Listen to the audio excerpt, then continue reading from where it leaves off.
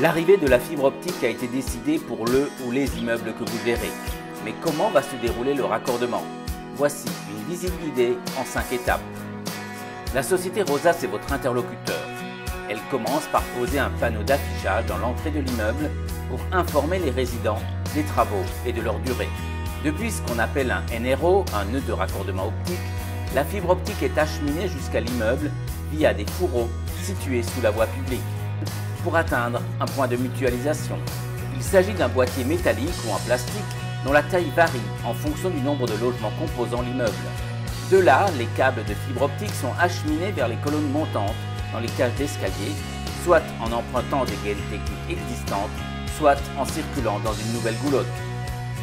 Tous les 2 ou 3 paliers, en fonction de la configuration des lieux, un boîtier d'étage est installé.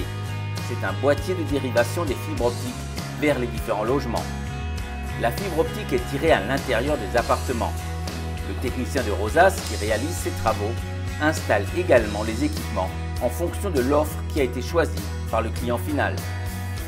C'est quelque chose qui est mis en place par la région, qui est totalement gratuit pour tout ce qui est locataire, propriétaire, syndic. Il n'y a pas de budget à allouer à ce raccordement. Et puis au niveau efficacité, certaines personnes ont des problèmes de débit internet et ces problèmes-là, ils ne les rencontreront plus avec la fibre optique. Ils attendent ça avec impatience. Ils aimeraient même que ça aille plus vite parfois. Mais on suit un planning rigoureux et puis chacun aura la fibre d'ici la fin du projet dans 6 ans, dans tous les cas. Et n'oubliez pas, la fibre optique a au moins 3 avantages. Elle apporte une plus-value au bâtiment, elle fait profiter les résidents de débit internet 10 fois, voire 100 fois plus important que ce qu'ils connaissent pour l'instant, et enfin, elle constitue un nouveau service. Le raccordement est gratuit et le choix de l'opérateur télécom est libre.